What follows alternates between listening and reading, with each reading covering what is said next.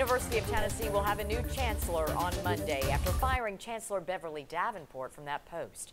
She was just over a year into the job, and her personnel file shows nothing but praise. 10 News reporter Mark Salinger took a look back at Chancellor Davenport's time as the head of Rocky Top and what she accomplished in those 15 months. Mark?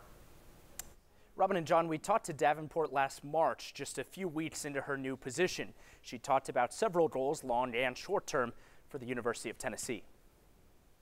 I want this nation, and we live in a global world, to know how good this institution is. Chancellor Beverly Davenport told us last year she wanted UT in the national spotlight, but not for the reasons it has been. We stand for her. Her firing made headlines across the nation Wednesday. John Curry, #1. Davenport's hiring and firing of athletics director John Curry was also big news. It is lightning fast. In March, Davenport told 10 News she was pleased with the hire. We hired a great athletic director. I can't wait for everybody to know him. 9 months later, Curry was out.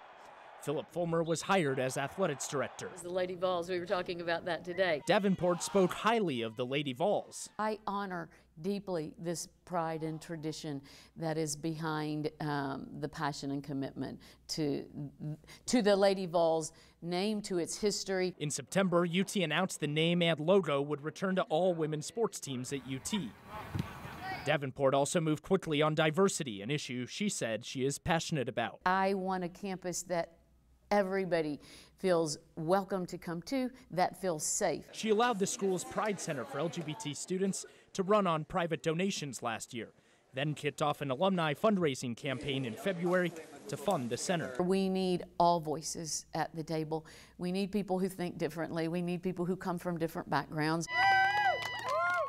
Davenport did not offer her opinion on outsourcing at the time. We are in deep study right now. I have volumes of data, but I have a team to sort through that with me. Later, she opted out of Governor Bill Haslam's controversial plan to privatize some facilities management jobs on campus.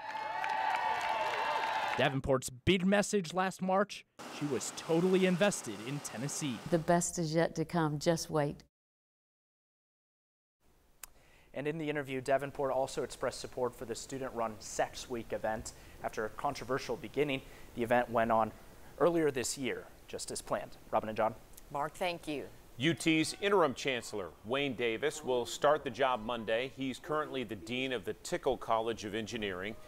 He'll only attend the commencement ceremony for that college this spring. A UT spokesperson says chancellors typically choose which commencement ceremonies they attend and don't typically appear at all of them. UT's commencement ceremonies do begin next Thursday, May 10th.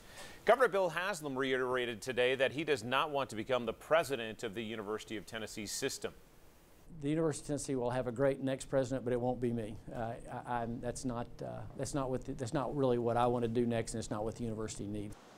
Governor Haslam did say he hopes the university will hire a new president to replace outgoing President Dr. Joe DiPietro before hiring a new chancellor.